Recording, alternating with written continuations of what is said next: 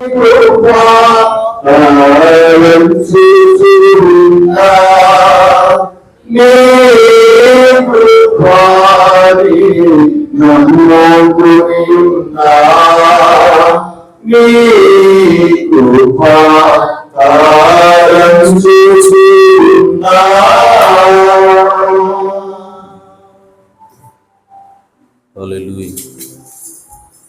Praise the Lord. Hallelujah.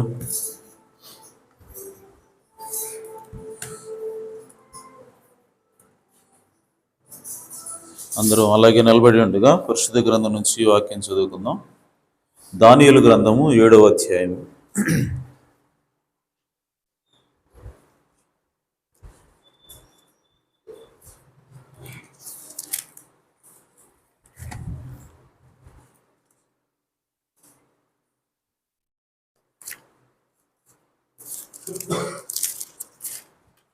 దానియేలు గ్రంథము 7వ అధ్యాయం.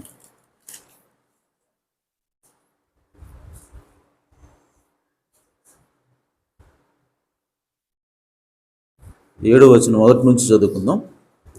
బబులోను రాజుగు బెల్షస్సరు యొక్క పరిపాలనలో మొదటి సంవత్సరమున దానియేలునకు దర్శనములు కలిగెను. అతడు తన పడక మీద పరుండి ఒక కల కని ఆ కల సంగతిని సంక్షేపముగా వివరించి వ్రాసెను. దానియేలు వివరించి చెప్పినదేమనగా, రాత్రి యందు దర్శనములు కలిగినప్పుడు నేను తేరి చూడగా ఆకాశపు నలుదిక్కుల నుండి సముద్రం మీద గాలి విసురుట నాకు కనబడెను. అప్పుడు 4 మిక్కిలి గొప్ప జంతువులు మహాసముద్రముల నుండి పైకెక్కెను. ఆ జంతువులు ఒకదానికొకటి భిన్నములై ఉండెను. మొదటిది సింహమును పోలినది గాని దానికి పక్షిరాజు రెక్కల వంటి రెక్కలుండెను. నేను చూచుచుండగా దాని రెక్కలు తీయబడినవి గనుక మనుష్యుని వలె అది పాదములు పెట్టుకుని నేలపైన నిలువబడెను. మరియు మానవ మనస్సు వంటి మనస్సు దానికి ఇయ్యబడెను. రెండవ జంతువు ఎలుగుబంటిని పోలినది. అది ఒక పార్శ్వం మీద పండుకొని తన నోట పండ్ల మధ్యను 3 ప్రక్కటెముకలను పట్టుకునినది. కొందరు లెమ్ము, విస్తారముగా మాంసము భక్షించుము అని దానితో చెప్పిరి. అటుపిమ్మట చిరుతపులుని పోలిన మరి ఒక జంతువును చూచితిని.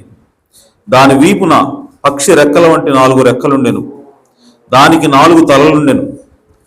దానికి ఆధిపత్యం ఇవ్వబడెను. పిమ్మట రాత్రి యందు నాకు దర్శనములు కలిగినప్పుడు నేను చూచుచుండగా ఘోరమును భయంకరమును అగు 4వ జంతువు ఒకటి కనబడెను.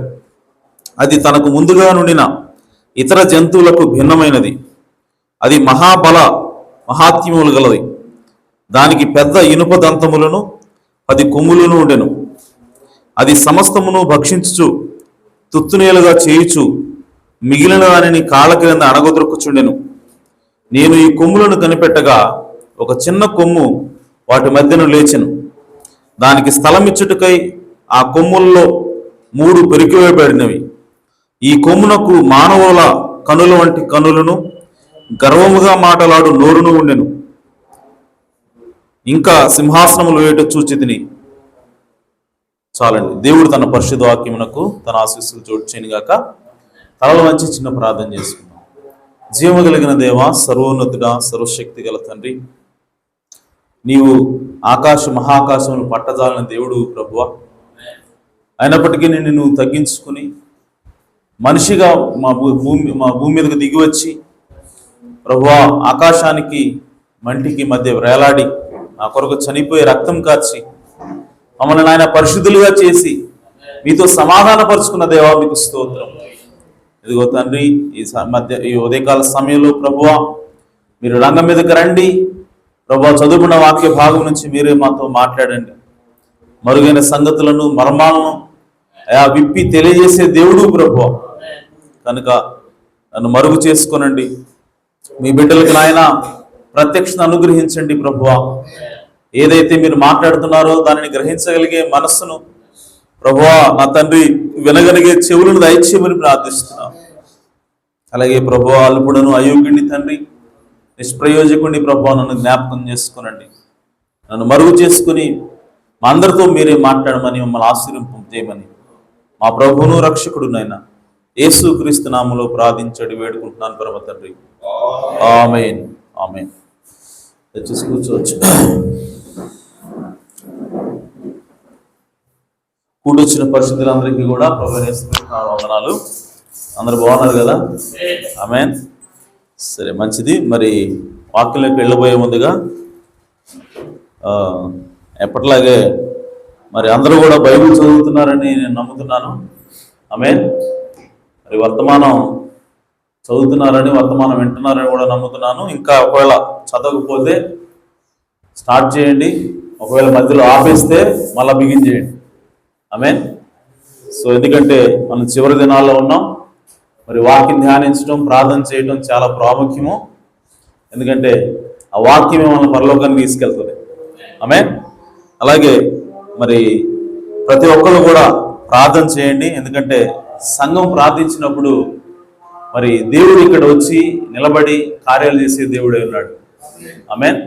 సో కాబట్టి ప్రవక్త నాడు ప్రార్థించే సంఘం ఉంటే ఆ పాస్టర్ గారికి ఎంతో బలాన్ని ఇస్తుంది. ఆమేన్. సో ఈరోజు నేను ఎంత సేవ చేయగలుగుతున్నా అంటే దానికి కారణం నా వెనకాల ప్రార్థించే నా సంఘం ఉందని ప్రవక్త అన్నాడు. ఆమేన్. సో అలాగే ఏ పాస్టర్ గారైనా సరే సేవ చేయాలి అని అంటే ఖచ్చితంగా సంఘస్థుల ప్రార్థన ఉండాలా. ఆమేన్. సో మరి అలాగే పాస్టర్ గారి భార్య ప్రార్థించాలా మరి ముఖ్యంగా. సో దాంతోపాటు సంఘస్థులు కూడా ప్రార్థించాలి. మరి అటువంటి ఆలోచన మరి ఇచ్చినందుకు దేవుడికి కృతజ్ఞత తెలియజేస్తున్నాను. సో దాన్ని కంటిన్యూ చేయండి, ప్రార్థించండి, మరి వర్తమానం ధ్యానం చేయండి. దేవుడు మిమ్మల్ని దీవిస్తాడు. ఆమేన్. అలాగే మరి ఎప్పటి నుంచో అనుకుంటున్నాం, అంటే ఎప్పటి నుంచో అంటే ఒక 2 నెలలుగా అనుకుంటున్నాం, వీధి సువార్త చేయాలి, చింతపల్లిలో సువార్త ప్రకటించాలి అని చెప్పి అనుకుంటా ఉన్నాం.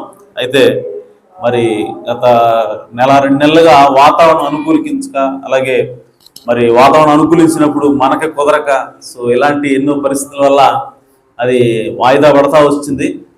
సో మరి దేవుని చిత్తం అయితే ఈరోజు మరి అవకాశం ఉంది మనకి సో వాక్యం ప్రకటించడానికి. మరి మన సహోదరుడు ఎజ్రా గారు అనగా రమేష్ బాబు గారు, పాలిపోగు రమేష్ బాబు గారు మరి మా ఇంటి దగ్గర కూటమి పెట్టండి, నేను సహకరిస్తానని చెప్పి ఆయన అన్నాడు. సో కాబట్టి ఈరోజు సాయంత్రం మరి 7 గంటలకి మీరు అందరూ వచ్చినట్లయితే మరి అక్కడ ప్రార్థన కూటమి ప్రారంభించబడుతుంది. సో కాబట్టి ఈరోజు వీధి సువార్త ఈరోజు మరలా ప్రారంభిద్దాం. ఈ రోజు నుంచి మరి దేవుని చిత్తం అయితే ప్రతి ఆదివారం కూడా సాయంకాలం పూట ఎక్కడో చోట మరి సువార్త చేయాలన్నది ఆలోచనగా ఉంది. సో అది ప్రార్థనలో పెట్టండి, దేవుడు దాన్ని కంటిన్యూ చేసేలాగా. ఎందుకంటే చింతపల్లికి సువార్త అందాలా. ఆమేన్. సో చింతపల్లిలో దేవుని పిల్లలు ఉన్నారు. ఆమేన్. జగత్తు పునాది వేయబడక మునిపే ముందుగా చూసినటువంటి పిల్లలు ఉన్నారు. సో వాళ్ళందరూ కూడా విడుదల పొందాలా. ఆమేన్. సో పక్షిరాజులకి విడుదల రావాలా. ఆమేన్. సో కాబట్టి ఆ పక్షిరాజులు విడుదల పొందాలంటే ఇక్కడున్న పక్షిరాజులన్నీ కూడా సహకరించాలా. ఆమేన్. సో కాబట్టి ఈరోజు సాయంత్రం 7 గంటలకి మరి సహోదరులు, యవనస్తులు మరి అందరూ కూడా వచ్చినట్లయితే మరి ఆ మైక్ సిస్టమ్ అలాగే లైటింగ్ అంతా కూడా అరేంజ్ చేయాలి. సో కాబట్టి అది జ్ఞాపకం పెట్టుకోమని మనం చేస్తా ఉన్నాను. ఆమేన్. సరే, మంచిది. వాక్యంలోకి వెళదాం. మరి మనకు తెలిసిన విషయమే, మరి అనేక వారాలుగా మరి ఒక సిరీస్ మీద మనం మాట్లాడుకుంటున్నాం. అదేంటంటే బైబిల్ ప్రకారం జరగనయున్న సంగతులు. ఆమేన్. సో మరి పోయిన ఆదివారం దేని గురించి మనం మాట్లాడుకున్నామనంటే హర్మగిద్యోను యుద్ధం గురించి మనం మాట్లాడుకున్నాం. ఆమేన్. సో హర్మగిద్యోను యుద్ధం అనేది దేనికి ముగింపు అని అంటే పరలోకంలో ప్రారంభమైనటువంటి ఆ యుద్ధానికి ముగింపు అయినది. ఆమేన్. సో యుద్ధం ఎక్కడ ప్రారంభమైంది అసలు మొదట అంటే అది పరలోకంలో ప్రారంభమైంది. ఎవరెవరికి మధ్య ప్రారంభమైంది అని అంటే దేవుడికి సాతానికి మధ్య ప్రారంభమైంది. ఆ తర్వాత అది భూమి మీదకి వచ్చింది. భూమి మీదకి వచ్చిన తర్వాత ఇప్పుడు మనుషులమైనటువంటి మనం దానిలో ఇన్వాల్వ్ అయ్యాం. ఆమేన్. సో కాబట్టి ఇప్పటి వరకు కూడా యుద్ధం ఎక్కడ జరుగుతూ ఉంది అంటే మన యొక్క హృదయాల్లో జరుగుతూ ఉంది, మన యొక్క మనసులో అది జరుగుతూ ఉంది. సో కాబట్టి ఈ సమయంలోనే మరి సాతానుడు ఏం చేస్తా ఉన్నాడంటే తనకు సంబంధించినటువంటి సైన్యాన్ని సమకూర్చుకుంటా ఉన్నాడు. ఆ 3 అపవిత్రమైనటువంటి కప్పలంటి అపవిత్ర ఆత్మల చేత వాడు ఏం చేస్తా ఉన్నాడంటే తన యొక్క సైన్యాన్ని తను సమకూర్చుకుంటా ఉన్నాడు. అలాగే ఆ సైన్యం ఏంటో మనం చూసాం. ఆమేన్. ఆ సైన్యం ఏదో కాదు కానీ అది కమ్యూనిస్ట్ దేశాలైనటువంటి రష్యా, అలాగే చైనా, ఇవన్నీ కూడా ఒకవైపు అయితే అలాగే సంస్థలు, శాఖలు సో అవన్నీ కూడా ఇంకొక వైపు, ఇవన్నీ కూడా అది సాతాను యొక్క సైన్యమే అన్నది. ఇవన్నీ కూడా ఇప్పుడు గ్యాదర్ అవుతూ ఉన్నాయి, ఇవన్నీ కూడా ఇప్పుడు కూడుకుంటూ ఉన్నాయి. సో కాబట్టి అది జరుగుతుంది ఒక పక్క. అలాగే మరి యుద్ధంలో రెండో వైపు ఎవరు ఉంటారంటే యేసుక్రీస్తు ఉంటాడు. ఆమేన్. ఆయనతో పాటు ఆయనకి నమ్మకంగా ఉన్నవాళ్ళు, ఆమేన్. సో ఏర్పరచబడిన వాళ్ళు, ఎన్నుకోబడిన వాళ్ళైనటువంటి వాళ్ళు కూడా, అనగా నీవు నేను, ఆమేన్. సో మనందరం కూడా యేసుక్రీస్తుతో పాటు యుద్ధం చేయబోతా ఉన్నాం ఆ హర్మగిద్దెను యుద్ధంలో, ఆమేన్. అయితే ఆ దేవుడు కూడా, యేసుక్రీస్తు కూడా ఇప్పుడు ప్రస్తుతం ఏం చేస్తా ఉన్నాడంటే తన సైన్యాన్ని దేవుడు సమకూర్చుకుంటా ఉన్నాడు, ఆమేన్. అయితే ఈ సోదర సోదరా, యేసుక్రీస్తు తన సైన్యాన్ని సమకూర్చుకోవడానికి, ఆమేన్, సో దేవుడు ఏం చేస్తా ఉన్నాడు అంటే ఒక వర్తమానాన్ని పంపిస్తా ఉన్నాడు, ఆమేన్. సో ఆ వర్తమానం ద్వారా దేవుడు తన యొక్క సైన్యాన్ని సేకరిస్తా ఉన్నాడు, తన యొక్క సైన్యాన్ని గ్యాదర్ చేసుకుంటా ఉన్నాడు. ఆ వర్తమానం ఏదో కాదు కానీ ఈ గడి వర్తమానమైనది. హల్లెలూయా. సో ఎలా చెప్పగలవు సహోదరుడా, ఈ గడి వర్తమానమే యేసుక్రీస్తు తన సైన్యాన్ని పోగు చేసుకోవడానికి ఉపయోగపడే వర్తమానం ఎలా చెప్పగలవు అని చెప్పంటే, బైబిల్ ఎక్కడైనా ఆధారం ఉందా అని చెప్పంటే, ఈ సోదరి సోదరా, మత్తయి సువార్త 25వ అధ్యాయం ఒకసారి తీయండి. అందులో మనకి ఫూలిష్ వర్జిన్స్ అలాగే వైజ్ వర్జిన్స్ కనపడతారు. అనగా బుద్ధిగల కన్యకలు, బుద్ధి లేని కన్యకలు కనపడతారు. సో బుద్ధిగల కన్యకలు, బుద్ధి లేని కన్యకలు వాళ్ళిద్దరికీ కూడా మొదట ఏముందంటే వాళ్ళ బుడ్డిలో ఆయిల్ ఉంది, నూనె ఉంది, ఆమేన్. వాళ్ళ దీపాలు వెలుగుతూ ఉన్నాయి, ఆమేన్. సో అయితే ఈ సోదరి సోదరా, దేవుడు అనగా పెళ్లి కుమారుడు రావటం ఆలస్యం అవటం చూసిన తర్వాత వాళ్ళు ఏం చేశారంటే ఆ 10 మంది కూడా నిద్రించారు, ఆ 10 మంది కూడా నిద్రపోయారు. సో నిద్రపోయినప్పుడు ఆ 10 మంది యొక్క దీపాలు ఆరిపోయినాయి, ఆమేన్. సో 10 మంది లేచి చూసిన తర్వాత ఆ 10 మందికి కూడా దీపాలు ఆరిపోయినాయి. తర్వాత వాళ్ళు ఆ ఒత్తుల్ని నలుపుకొని వాటిని వెలిగించుకోవడానికి ప్రయత్నం చేశారు, ఆమేన్. సో వెలిగించుకోవడానికి ప్రయత్నం చేసినప్పుడు 5 దీపాలు మాత్రమే వెలిగినాయి, ఆమేన్. ఇంకొక 5 దీపాలు వెలగడానికి ఏం లేదు అక్కడ అంటే నూనె లేదు. హల్లెలూయా. సో మీరు ఆ 20వ అధ్యాయం ఒకసారి చదివితే మీకు అర్థమవుతుంది, ఓకే. సో నూనె లేనందువల్ల ఈ బుద్ధి లేని కన్యకలు నూనె లేకపోవడం వల్ల వాళ్ళు వెలుతురు అనగా ఆ దీపాన్ని వెలిగించుకోలేకపోయారు. సో కాబట్టి ఆ దీపాన్ని వెలిగించుకోవడానికి నూనె కోసము వాళ్ళు ఏం చేస్తారంటే బయటికి కొనుక్కోవడానికి వెళ్ళారు. ఆ టైంలో ఎవరు వస్తా ఉన్నారంటే పెళ్లి కొడుకు వచ్చాడు, హల్లెలూయా. సో పెళ్లి కుమారుడు వచ్చినప్పుడు ఆ పెళ్లి కుమారుడిని ఎదుర్కోవడానికి వెళ్ళింది ఎవరు, ఆ పెళ్లి కుమారుడిని కలుసుకున్నది ఎవరు, ఆ పెళ్లి కుమారుడితో ఐక్యమైంది ఎవరు అని అంటే ఆ బుద్ధిగల కన్యకలు మాత్రమే ఐక్యమయ్యారు, హల్లెలూయా. సో బుద్ధిగల కన్యకలు మాత్రం ఐక్యం అవడానికి కారణం ఏంటి? వాళ్ళు మాత్రమే కన్యలా, మీలో కన్యలు కాదా? ఆమేన్ అని అంటే వాళ్ళు కూడా కన్యలే, ఆమేన్. వాళ్ళు కన్యలే, వీళ్ళు కన్యలే, బుద్ధి గల వాళ్ళు కన్యలే, బుద్ధి లేని 5 కూడా కన్యలే.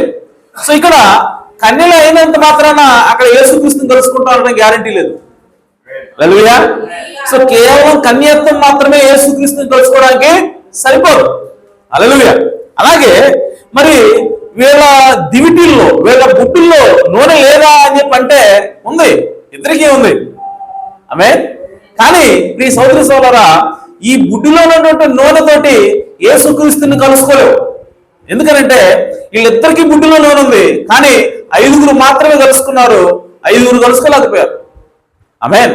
ఎందుకు అనంటే ఈ సోదరి సోదరా, ఇక్కడ యేసుక్రీస్తుని అనగా ఆ పెళ్లి కుమారుని కలుసుకునేలాగా చేసింది ఏమిటి అంటే ఈ 5 కన్యకలకి, బుద్ధిగల కన్యకలకి ఇంకొక ఆయిల్ ఉంది, ఇంకొక నూనె ఉంది, ఆమేన్. సో ఏంటా నూనె అంటే అది వాళ్ళు ఇంకొక పాత్రలో నూనె తెచ్చుకొని వచ్చిన్నారు, హల్లెలూయా. సో ఆ నూనె ఉన్నప్పుడు మాత్రమే వాళ్ళు యేసుక్రీస్తుని కలుసుకోగలిగారు, ఆ నూనె ఉన్నప్పుడు మాత్రమే వాళ్ళు పెళ్లి కుమారుని కలుసుకోగలిగారు. ఆ నూనె ఉంటేనే తప్ప నీవు యేసుక్రీస్తుని కలుసుకోవడం అనేది కుదరదు, ఆమేన్. అయితే ఆ నూనె ఎప్పటి నుంచి ఉంది? కేవలం అప్పుడే వచ్చిందా? యేసుక్రీస్తు ఇదిగో పెళ్లి కుమారుడు అని కేక వినబడిన వెంటనే, వినబడిన తర్వాత వచ్చిందా ఆయిల్ వాళ్ళ దగ్గరికి? కాదు, వాళ్ళ దగ్గర మొదటి నుంచి ఉంది అది, హల్లెలూయా. సో బుద్ధిగల కన్యకలకి మొదటి నుంచి కూడా ఆ 2వ ఆయిల్ ఉంది, ఆమేన్. ఆ 2వ వాళ్ళ దగ్గర ఉన్నది, కానీ అది ఎప్పుడు ఉపయోగిస్తున్నారు వాళ్ళు అని చెప్పానంటే ఎప్పుడైతే ఆ కేక వినబడిందో, ఆమేన్, ఇదిగో పెళ్లి కుమారుడు అన్న కేక ఎప్పుడైతే వినబడిందో అప్పుడు ఆ 2వ వాళ్ళు ఉపయోగించి వాళ్ళు ఆ పెళ్లి కుమారుని కలుసుకున్నారు. హల్లెలూయా. మీ సోదరి సోదరా, ఆ కేక, ఇదిగో పెళ్లి కుమారుడు అన్నటువంటి కేక ఎవరిదేనంటే అది ప్రవక్త కేక అయినది. అదే అది ప్రవక్త వర్తమానమైనది. ఆ ప్రవక్త వర్తమానం ఏం చేస్తా ఉందనంటే ఒడు అనగా బుద్ధిగల కణికల యొక్క ఆ రెండవ ఆయులు ఓపెన్ చేస్తా ఉంది. హల్లెలూయా. సో ఆ వర్తమానం ఏం చేస్తా ఉందనంటే ఆ రెండవ ఆయుల యొక్క ప్రత్యక్ష వాళ్ళకి తెలుస్తా ఉన్నది. సో కాబట్టి మా దగ్గర ఇదిగో ఆయులు ఉంది, ఇన్నాళ్ళు మేము చూడలేదని చెప్పి దాన్ని ఉపయోగించుకునేలాగా చేసేది ఏమిటంటే ఇదిగో పెళ్లి కుమారుడు కేక అయినది. అదే సో ఆ ప్రవక్త వర్తమానం ఏం చేస్తా ఉందనంటే ఆ రెండవ ఆయులు ఓపెన్ చేస్తా ఉంది. ఆ రెండవ ఆయులు ఎవరి దగ్గర అయితే ఉంటుందో వాళ్ళు మాత్రమే యేసుక్రీస్తుని కలుసుకోవడానికి వెళ్తా ఉన్నారు. వాళ్ళు మాత్రమే ఆ ఎత్తబడి ఆ యేసుక్రీస్తు వాళ్ళు మధ్యాకాశంలో కలుసుకుంటా ఉన్నారు. దానికి కారణం ఏంటంటే ఆ రెండవ ఆయులు కారణమైనది. ఆమేన్. సో ఈ రెండవ ఆయులు ఏమిటంటే ప్రియ సోదరి సోదరా, ఇది ఈ గడియ వర్తమానం యొక్క ప్రత్యక్షత అయినది. ఆమేన్. నూనె అదేమిటంటే పరిశుద్ధాత్మకి సాదృశ్యమైనది. ఈ గడియ వర్తమానమే పరిశుద్ధాత్మైనది. ఆమేన్. సో ఆయుల్ అనగా అది పరిశుద్ధాత్మ. సో ఈ బుద్ధిలోని కనికల దగ్గర కూడా నూనె ఉంది అనగా వాళ్ళ దగ్గర కూడా పరిశుద్ధాత్మ ఉంది. కానీ ప్రభువును కలుసుకోవడానికి పెళ్లి కుమారుడు వచ్చినప్పుడు కలుసుకోవడానికి ఆ ఆయుల్ సరిపోదు. హల్లెలూయా. వాళ్ళకి ఇంకొక ఆయుల్ కూడా అవసరమై ఉన్నది. ఆ ఆయుల్ ఏంటంటే ఈ గడియ వర్తమానమైనది. హల్లెలూయా. సో కాబట్టి ఈ సోదరి సోదరా, ఈ రోజు ఆ పెళ్లి కుమారుడితో మనం కలుసుకొని ఆ పెళ్లి కుమారుడితో పాటుగా మనం యుద్ధం చేయడానికి ఆ హర్మగిద్దెను యుద్ధంలో యేసుక్రీస్తుతో పాటు నిలబడాలి అంటే ఈ రోజు మనకి ఏముండాలంటే ఆ రెండవ నూనె ఉండాలా. హల్లెలూయా. సో ఆ రెండవ నూనెని ఇచ్చేది ఏమిటి, దాని యొక్క ప్రత్యక్షత మనకి ఇచ్చేది ఏమిటి అంటే ఆ కేక అయినది, ఆ వర్తమానమైనది, ఆ ప్రవక్త వర్తమానం దాన్ని తెలుస్తా ఉంది. కాబట్టి ప్రియ సోదరి సోదరా, ఈ రోజు ఎవరైతే ఈ గడి వర్తమానాన్ని అంగీకరిస్తా ఉన్నారో, అది ఎవరికైతే అర్థమవుతా ఉన్నదో వాళ్ళకి ఏం తెలుస్తా ఉంది, ఏం తెలియబడతా ఉందంటే వాళ్ళ దగ్గర ఆల్రెడీ ఇంకొక లోతైనటువంటి ప్రత్యక్షత వాళ్ళ దగ్గర ఉన్నది. సో ఆ ప్రత్యక్షత మనకి కావాలి. ఆ ప్రత్యక్షత ఏదో కాదు, అది 7 ముద్దల ప్రత్యక్షత అన్నది. హల్లెలూయా. సో ఆ 7 ముద్దల ప్రత్యక్షత రెండవ నూనె అన్నది. సో మొదటి నూనె ఏమిటనంటే అది కూడా పరిశుద్ధాత్మే, అది కూడా ప్రత్యక్షత. అది ఏమిటనంటే కేవలం బైబిల్ గురించిన ప్రత్యక్షత. హల్లెలూయా. సో యేసుక్రీస్తు వచ్చాడు, ఆయన చనిపోయాడు, నీ పాపాల కోసం నా పాపాల కోసం రక్తం కార్చాడు అని చెప్పేది ఆ మొదటి నూనె అన్నది. ఆ బుడ్డిలో ఉన్న నూనె అన్నది అందరి దగ్గర ఉంది. ఆమేన్. కానీ యేసుక్రీస్తుని అనగా ఆయన వరుడిగా వచ్చేటప్పుడు, ఆయన మధ్యాకాశంలోకి వచ్చేటప్పుడు ఆయన కలుసుకోవాలంటే ఉండవలసింది ఏంటంటే అది రెండవ నూనె అన్నది. ఆమేన్. అనగా 7 ముద్దల ప్రత్యక్షత ఉన్నవాళ్ళు మాత్రమే యేసుక్రీస్తుని కలుసుకుంటారు. ఆ మధ్యాకాశంలోకి ఎత్తపడతారు. వాళ్ళు మాత్రం యేసుక్రీస్తు తోటి కలుసుకుని ఆ హర్మగిద్దెను యుద్ధం చివరిలో ఆయనతో పాటుగా దిగి వచ్చి అక్కడ ఉన్నటువంటి శత్రువులతో పోరాడే వాళ్ళ మీద విజయం సాధిస్తారు. ఆమేన్. సో కాబట్టి సాతాను తన యొక్క సేనలను పోగు చేసుకుంటా ఉన్నాడు. అలాగే యేసుక్రీస్తు కూడా ఈ గడియ వర్తమానం ద్వారా 7 ముద్రల ప్రత్యక్షత ద్వారా ఆ 7 ముద్రలు విప్పడం ద్వారా ఆ 7 ఉరుములను బయలుపరచడం ద్వారా ఆయన కూడా తన యొక్క సైన్యాన్ని సమకూర్చుకుంటా ఉన్నాడు. హల్లెలూయా. సో కాబట్టి ఆ విధంగా రెండు కూడా ఇప్పుడు జరుగుతూ ఉన్నాయి. అయితే ప్రియ సోదరి సోదరా, మీరు గమనించినట్లయితే ఇంకా ఏం జరుగుతూ ఉంది మనం చూసాం. ఇక్కడ మృగం ఉన్నది, ఆ తర్వాత అబద్ధ ప్రవక్త ఉన్నాడు. ఆమేన్. ఆ తర్వాత ఘట సర్పం ఉన్నది. సో అలాగే ఇంకా మనం ఏం చూసాం, మృగం అంటే ఏమిటి అంటే ఆ మృగమే 8వ రాజుగా ఉన్నాడు. ఆ 8వ రాజు ఎవరంటే అతను పోపు అయినాడు మనము చూసాం. అయితే ఆ మృగానికి ఉన్నటువంటి ఆ 10 కొమ్ములు ఎవరంటే 10 మంది రాజులు. ఆ 10 మంది రాజులు కూడా ఎవరంటే అది కమ్యూనిస్టు దేశాలు ఉన్నాయని చెప్పి మనం చూసాం. అయితే ఆ 10 మంది రాజులు ఎవరిని ద్వేషిస్తా ఉన్నారంటే ఆ మృగం మీద కూర్చున్నటువంటి స్త్రీని ద్వేషిస్తా ఉన్నారు. ఆ మృగం మీద కూర్చున్న స్త్రీ ఎవరంటే అది రోమన్ కాథలిక్ సంఘమై ఉన్నది. సో కాబట్టి ఆ 10 మంది రాజులు ద్వేషిస్తా ఉన్నారు ఆమెని. సో ఆ 10 మంది రాజులు ద్వేషిస్తున్నారు కాబట్టి, స్త్రీని ద్వేషిస్తున్నారు, అనగా సంఘాన్ని ద్వేషిస్తున్నారు కాబట్టి వాళ్ళు ఎవరనంటే కమ్యూనిస్టు రాజులని మనము పోయిన ఆదివారం చూసాం. ఆమేన్. సో కమ్యూనిస్ట్ రాజులే అని ఎలా చెప్తున్నామనంటే ఈ చరిత్ర తీసుకుంటే, సంఘం యొక్క చరిత్ర తీసుకుంటే ఈ ప్రపంచ దేశాల్లో ఉన్నటువంటి అన్ని దేశాల్లో కూడా ఏ దేశాలు సంఘాన్ని ద్వేషించినాయి, సో క్రైస్తవ సంఘం మాకొద్దు, ఓకే రోమన్ కాథలిక్ సంఘం మాకొద్దు అని చెప్పి త్రోసివేసిన దేశాలు ఏవైనా ఉన్నాయనంటే అవి కేవలం కమ్యూనిస్ట్ దేశాలు మాత్రమే. మెయిన్. సో కాబట్టి దాన్ని బట్టి చెప్పగలుగుతున్నాం మనము ఈ ద్వేషించే ఈ 10 కొమ్ములు కూడా కమ్యూనిస్టు దేశాలు ఉన్నాయి. అవి ఏం చేస్తా ఉన్నాయంటే అవి ఆ వేసిని ద్వేషిస్తూ ఉన్నాయి, ఆ సంఘాన్ని ద్వేషిస్తూ ఉన్నాయి. ఆమేన్. అలాగే ప్రియ సోదరి సోదరా, మనకి ఈ 13వ అధ్యాయంలో, ప్రకటన 13వ అధ్యాయంలో ఇంకొక జంతువు కూడా కనబడతా ఉంది. ఆ జంతువు ఏం చేస్తా ఉందనంటే అది గొర్రెపిల్ల కొమ్ములు వంటి కొమ్ములు కలిగిందని. ఆమేన్. సో అదేం చేస్తా ఉందనంటే ఈ మొదటి జంతువు ఏదైతుందో, ఆమేన్, ఈ 10 కొమ్ములు కలిగి 7 తలలు కలిగి, ఓకే, సో ఈ జంతువు ఏదైతే ఉందో దీనికి ఒక ప్రతిమను తయారు చేస్తా ఉంది. ఆమేన్. ఇక్కడ 2 జంతువులు కనపడుతున్నాయి. ఆమేన్. సో 13వ అధ్యాయంలో, ప్రకటన 13లో 2 జంతువులు కనపడుతున్నాయి. ఒక జంతువు ఆల్రెడీ మనం చూసాం పోయిన ఆదివారం. ఆమేన్. దానికి ఎన్ని తలలు ఉన్నాయి? 7 తలలు ఉన్నాయి, 10 కొమ్ములు ఉన్నాయి. ఆమేన్. సో ఆ 7 తలలు ఏంటంటే ఆ 7 కొండలై ఉన్నది. ఆమేన్. లేదంటే ఆ సంఘమై ఉన్నది, ఆ రోమన్ పట్టణమై ఉన్నది. ఆమేన్.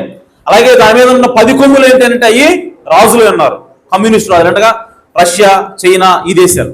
ఆమేన్. సో ఇది ఒక మృగం. ఆమేన్. ఈ మృగంతో పాటుగా ఇంకొక మృగం కూడా కనపడతా ఉంది ప్రకటన 13వ అధ్యాయంలో. అదేంటంటే దాని కొమ్ములు ఎట్టున్నాయంట, గొర్రెపిల్ల కొమ్ముల్లాగా ఉన్నాయంట. ఆమేన్. కానీ ఇది గొర్రెపిల్ల కాదు. హల్లెలూయా. చూడటానికి అనిపించడానికి ఎలా అనిపిస్తుంది? అది గొర్రెపిల్లలాగా ఉంది, కానీ గొర్రెపిల్ల కాదు అది. ఆమేన్. సో మీరు గమనిస్తే ఆ మృగం ఏమిటి అంటే అది యాక్చువల్గా మనం లోతుగా దాన్ని స్టడీ చేస్తే అదేంటంటే దాన్ని బైసన్ అంటారు, అనగా అడవి దున్నపోతు. ఆమేన్. ఆ మృగం ఏంటి? అడవి దున్నపోతు. సో ఈ అడవి దున్నపోతు యాక్చువల్లీ ఎక్కడ దొరుకుతాయి, ఎక్కడ ఎక్కువగా ఉంటాయనంటే అమెరికా దేశంలో ఉంటాయి. హల్లెలూయా. సో అలాగే ఈ జంతువుకు ఉన్నటువంటి కొమ్ములు గొర్రెపిల్ల లాంటి కొమ్ములుగా ఉన్నాయి, కానీ అది పోను ఎలా ప్రవర్తిస్తూ ఉంది అని చెప్పంటే అది ఏం చేస్తుందంటే ఈ మొదటి ఈ జంతువు ఉంది కదా, ఆ జంతువుకు ఒక ప్రతిమ తయారు చేస్తూ ఉంది. ఆమేన్. సో ఆ మొదటి జంతువు ఎలాంటి జంతువు ఉందో అలాంటి ఒక బొమ్మను తయారు చేస్తూ ఉంది. ఆ బొమ్మకి మాట్లాడడానికి అధికారాన్ని ఇస్తూ ఉంది. సో ఆ మొదటి జంతువు ఏదైతే పనులు చేసిందో అయ్యే పనులు ఇది కూడా చేయాలని, ఈ బొమ్మ కూడా చేయాలని, అలాగే మిగిలిన ప్రజలందరూ కూడా ఈ ప్రతిమకు మొక్కాలని ఈ జంతువు ప్రేరేపణిస్తుంది. హల్లెలూయా. అంటే ఇక్కడ ఏం జరుగుతూ ఉందంటే ఈ 2వ జంతువు ఏదైతే ఉందో ఈ 2వ జంతువు ఈ మొదటి జంతువుకి సపోర్ట్ చేస్తుంది. ఆమేన్. అయితే మొదటి జంతువు గురించి మనం చూసాం, మొదటి జంతువు మనకు అర్థమైపోయింది. ఆమేన్. సో మొదటి జంతువు ఏంటంటే ఒక రకంగా హోప్, అలాగే ఆ 10 మంది కమ్యూనిస్టు దేశాలు ఇవన్నీ కూడా కలిసి ఉంటే మొదటి జంతువు. ఆమేన్. అయితే మరి 2వ జంతువు ఏంటి? ఈ 2వ జంతువు ఏం చేస్తుందనంటే ఈ మొదటి జంతువుకు సపోర్ట్ చేస్తుంది. ఆమేన్. ఈ మొదటి జంతువును పూజించాలని, ఈ మొదటి జంతువు ఏ విధంగా మాట్లాడిందో, ఏ విధంగా ప్రవర్తించిందో ఈ 2వ జంతువు కూడా ఆ విధంగానే ప్రవర్తిస్తుంది. ఆమేన్. సో ఈ మొదటి జంతువు రోమన్ క్యాథలిక్ అయితే, ఈ మొదటి జంతువు పోపు అయితే, అలాగే ఆ పోపుతో పాటు కలిసి ఉన్నటువంటి కమ్యూనిస్టు దేశాలు అయితే, ఆమేన్. సో ఈ మొదటి జంతువు ఏం చేస్తా ఉంది అనంటే ఆ పరిశుద్ధులు ఎవరైతే ఉన్నారో వాళ్ళని చంపడానికి, వాళ్ళని చంపినటువంటి ఆ వేసికి ఏ విధంగా సపోర్ట్ చేస్తుందో ఈ మొదటి జంతువు అయ్యే పనులు ఇది కూడా చేస్తుందంట. 2వ జంతువు గొర్రెపిల్ల కొమ్ములు లాంటి కొమ్ములు ఉన్నటువంటి ఈ జంతువు కూడా అవే కార్యాలు చేస్తుంది. ఆమేన్. అలాగే పైనుంచి ఆకాశం నుంచి అగ్ని దిగి వచ్చేలాగా సూచక్రియలు చేస్తుందంట. ఆమేన్. ఒకసారి చదువుదాం. ఈ 2వ జంతువు ఏంటో మనం తెలుసుకోవాలి. ఆమేన్. ప్రకటన 13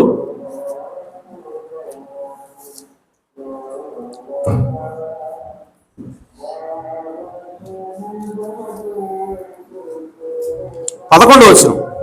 మరియు భూమిలో నుండి మరి ఒక క్రూరమృగం, ఇంకో క్రూరమృగం అంటే ఇంతకుముందు ఒక క్రూరమృగం ఉంది.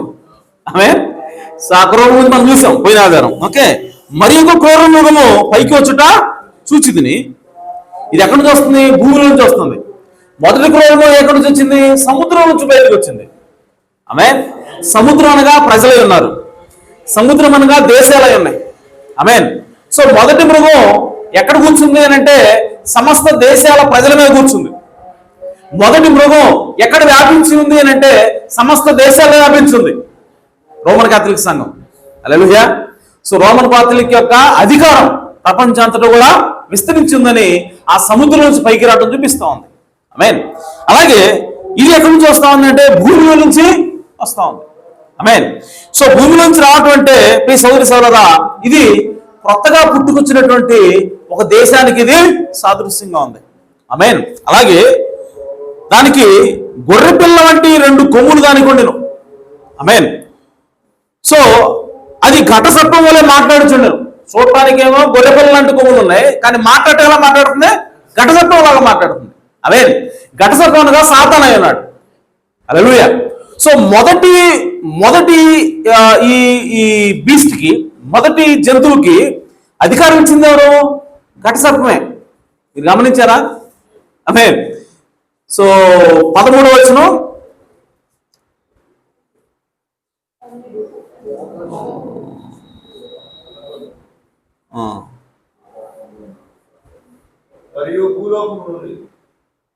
ఒక్క నిమిషం.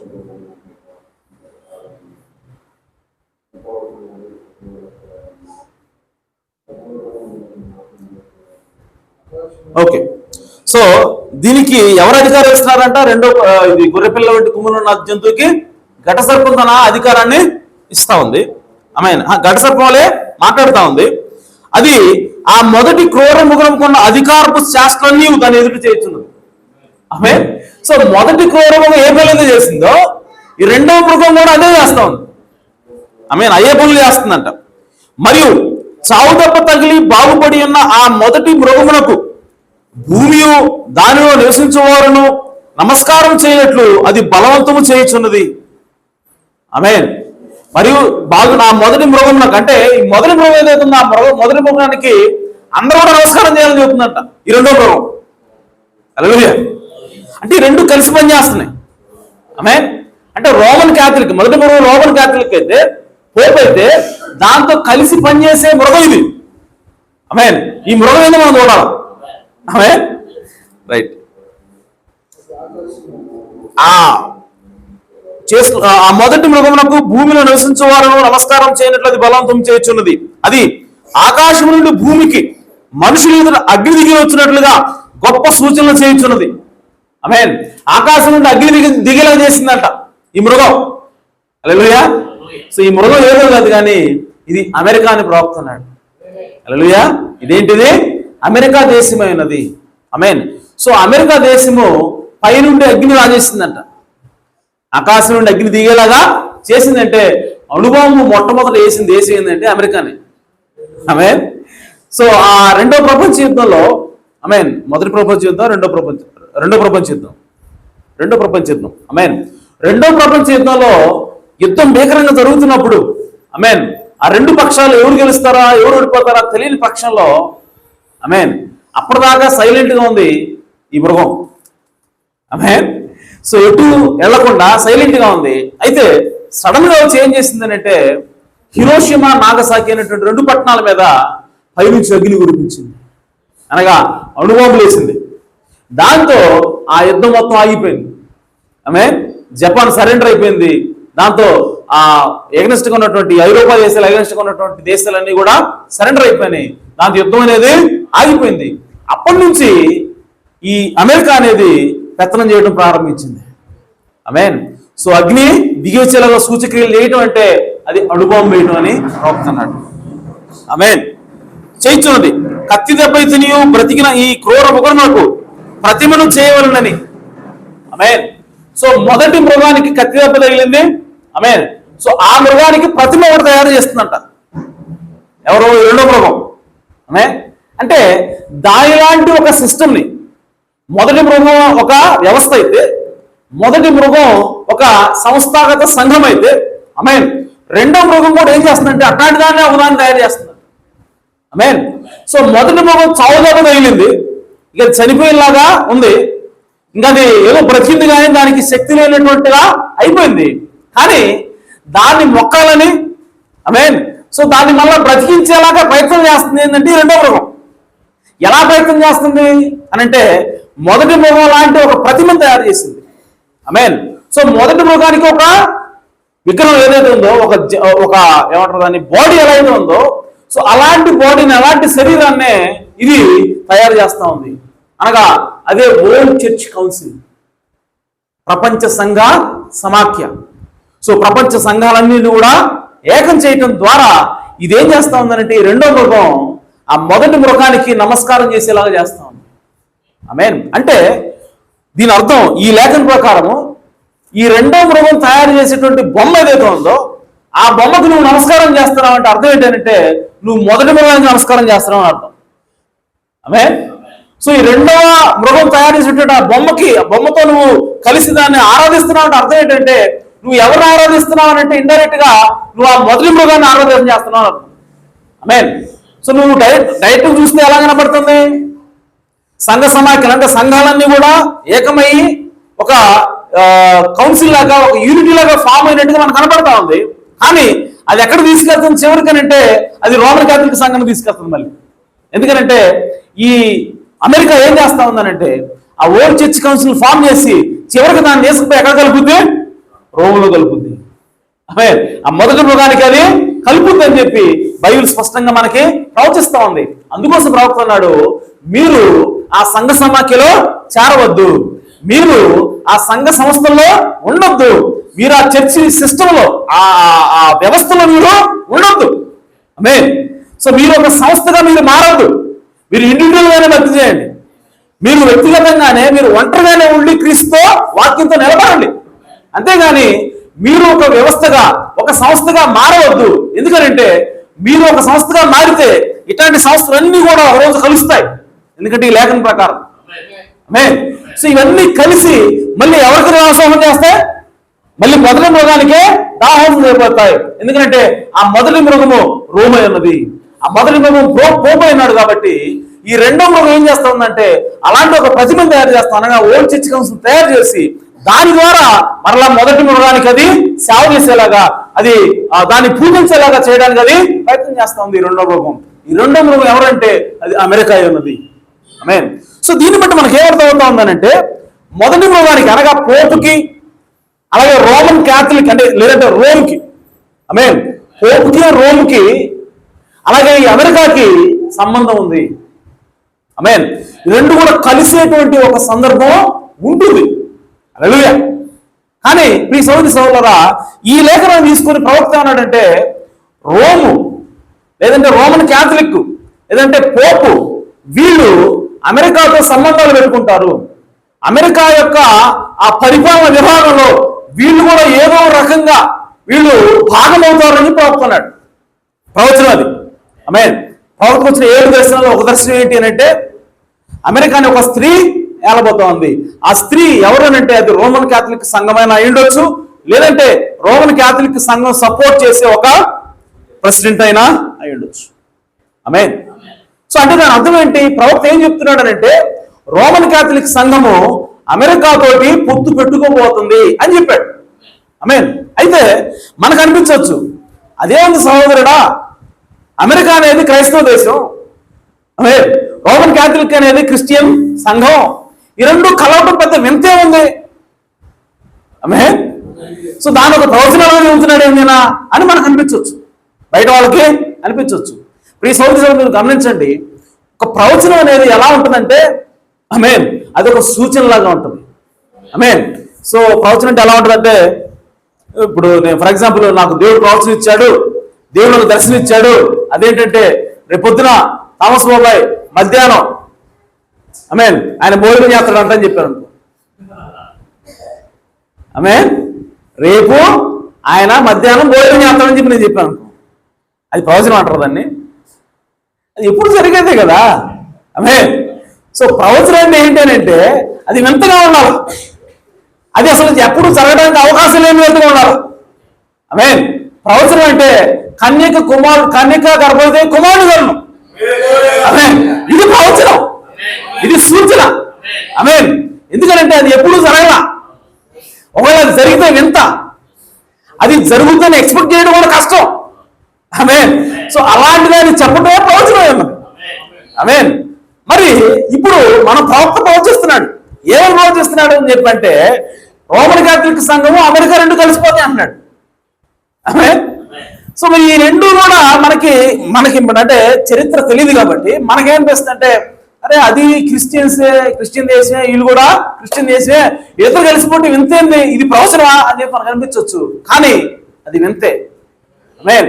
ఎందుకనంటే ప్రియ సోదరి సోదరా, అసలు అమెరికా దేశం ఏర్పడిన విధానాన్ని, ఆ చరిత్ర మనం గమనిస్తే, ఆమేన్, అసలు అమెరికా ఎందుకు ఏర్పడాల్సి వచ్చింది?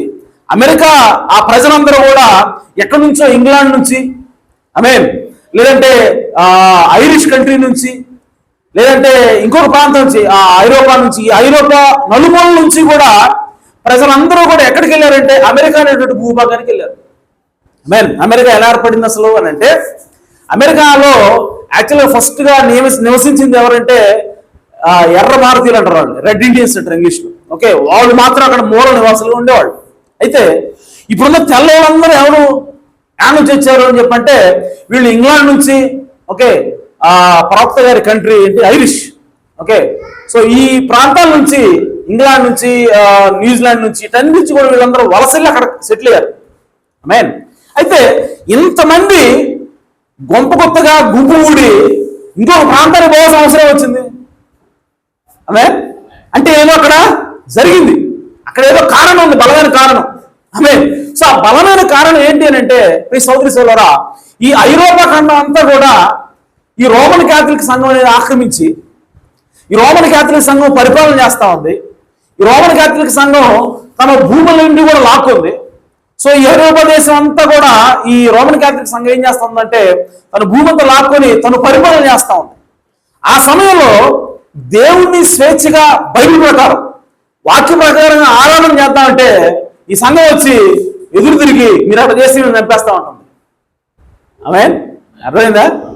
సో చంపేస్తా ఉన్నప్పుడు ఈ ఐరోపా దేశంలో ఉన్నటువంటి క్రైస్తవులు ఎవరైతే ఉన్నారో, ఎవరైతే నిజంగా దేవుని ఆరాధించాలి, వాక్యానుసారంగా మేము ఆరాధన చేయాలా, వాక్యం ఎలా చెబితే అలా చేయాలి, మనుషులు చెప్పినట్టు కాదు అని ఎవరైతే అనుకుంటున్నారో ఆ ప్రజలందరూ కూడా కలిసి ఒక ఆలోచన చేశారు. అదేంటంటే, మనకంటూ ఒక దేశం ఉండాలి, అలాగే మనకంటూ ఒక భూభాగం ఉండాలి. ఆ భూభాగంలోకి వెళ్ళి మనకంటూ కొన్ని రూల్స్ పెట్టుకుందాం, మనకంటూ ప్రత్యేకమైన రాజ్యాంగం పెట్టుకుందాం. సో ఆ రాజ్యాంగం ఎలా ఉండాలంటే బైబిల్ అనుసారమైనది ఉండాలి. ఆమేన్. ఆ రాజ్యాంగం ఎలా ఉండాలంటే దేవుని వాక్యానుసారమైనది ఉండాలి. సో అప్పుడు మనం స్వేచ్ఛగా దేవుణ్ణి ఆరాధించగలుగుతాం. మన బైబిల్లో ఏ విధంగా దేవుడు చెప్పాడో ఆ విధంగా మనం దేవుణ్ణి ఆరాధించగలుగుతాం అని చెప్పి వాళ్ళు కొత్త భూమి కోసం అన్వేషించే క్రమంలో కనుగొనబడిందే ఈ అమెరికా దేశం.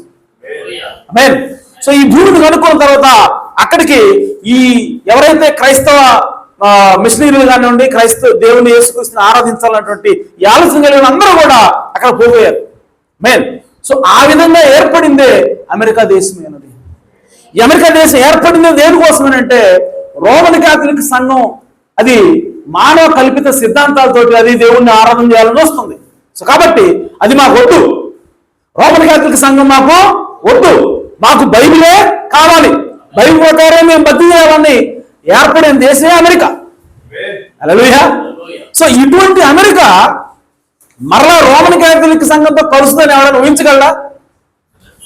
ఆమేన్. ఎప్పుడు ఒక ప్రపంచ శక్తికి ఎదిగిన తర్వాత. ఆమేన్.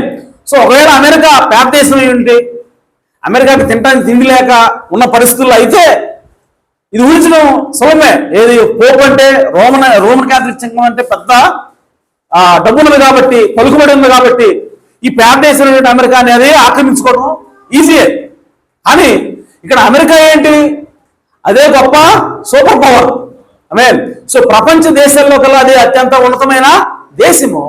అది కూడా ఎందుకు ఏర్పడిందంటే క్రీస్తు వాక్యం కోసం అది పక్కకెళ్ళింది. సో అటువంటిది రోమన్ క్యాథలిక్ సంఘాన్ని ద్వేషించేది పక్కకెళ్ళింది. సో అటువంటి దేశం బలంగా ఉన్న దేశం, ఓకే, అన్ని విధాలుగా అభివృద్ధి చెందినటువంటి ఈ దేశము రోమన్ క్యాథలిక్ సంఘంతో కలవడం అనేది అది ఊహకు అందని విషయం. ఆమేన్. అందుకోసమే ప్రవక్తకి దేవుడు ఆ ప్రవచనాన్ని ఇచ్చాడు, ఆ దర్శనాన్ని ఇచ్చాడు.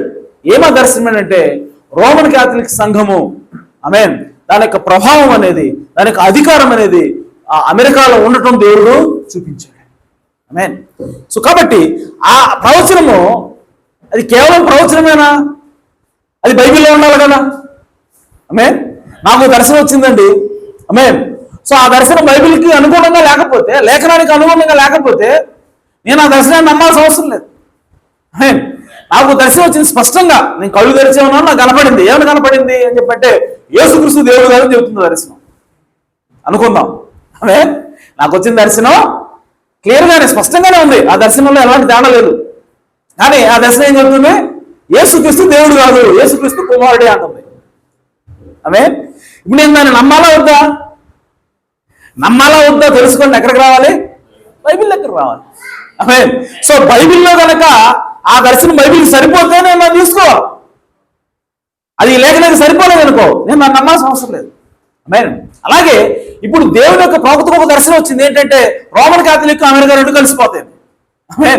సో మరి ఇది బైబిల్లో ఉండాలి కదా. సో బైబిల్ ఎక్కడుంది మరి అని చెప్పంటే ఇక్కడే ఉంది. ప్రకటన 13వ అధ్యాయంలో ఉన్నది. ఏం చేస్తా ఉంది? ఈ గొర్రెపిల్ల కొమ్ములు వంటి మృగం అనగా అమెరికా ఏం చేస్తా ఉంది అని అంటే ఆ మొదటి మృగానికి అనగా ఆ పోపుకి, లేదంటే రోమన్ క్యాథలిక్ సంఘానికి, ఆ రోమ్ దేశానికి ఒక ప్రతిమను తయారు చేస్తా ఉంది. దీన్ని మొక్కాలని ప్రజలందరూ కూడా బలవంతం చేస్తా ఉంది. సో ఇది ప్రవచనం కాబట్టి ఆ ప్రవచనం నెరవేరుతుందని దేవుడు దర్శనాన్ని చూపించాడు కాబట్టి ప్రవక్త అందుకేమన్నాడంటే ఇది జరుగుతుంది అన్నాడు ఆయన. దస్సైతవాడు అన్నాడు ఆయన. ఇది యెహోవా ఎలాగో సెలవిస్తున్నాడు.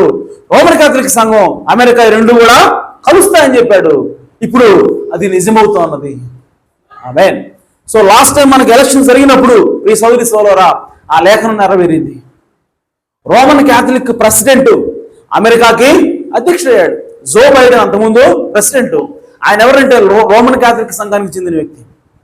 ఆమేన్. సో అతను అమెరికా దేశానికి ప్రెసిడెంట్ అయ్యాడు. ఆమేన్.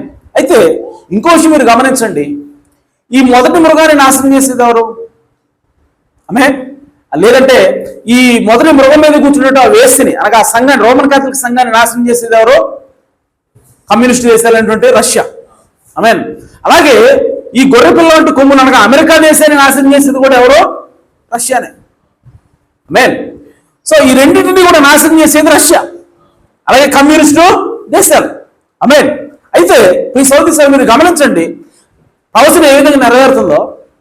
ఎప్పుడైతే జో బైడెన్ అనగా రోమన్ క్యాథలిక్ సంబంధించిన ఒక ప్రెసిడెంట్ అమెరికా పీఠ మీద కూర్చున్నాడో వెంటనే ఏం జరుగుతుంది తెలుసా? రష్యా రేజ్ అవుతా ఉంది. రష్యా రంగం మీదకి వచ్చి ఉక్రెయిన్ తోటి ఓడబెట్టుకుంది. ఉక్రెయిన్ తో ఓడబెట్టుకొని యూరోప్ తిప్పుతుంది, దానిలో అమెరికా తిప్పుతుంది. నువ్వు ఉక్రెయిన్కి సపోర్ట్ చేసావా, నీ మీద ఓడబొందేస్తా. అప్పుడు దాకేమన్నా రష్యా, అప్పుడు దాకా సైలెంట్ గానే ఉంది రష్యా. కానీ ఎప్పుడైతే రోమన్ క్యాథలిక్ ప్రెసిడెంట్ అమెరికాకి ప్రెసిడెంట్ అయ్యాడో అప్పుడే రష్యా లేస్తా ఉంది.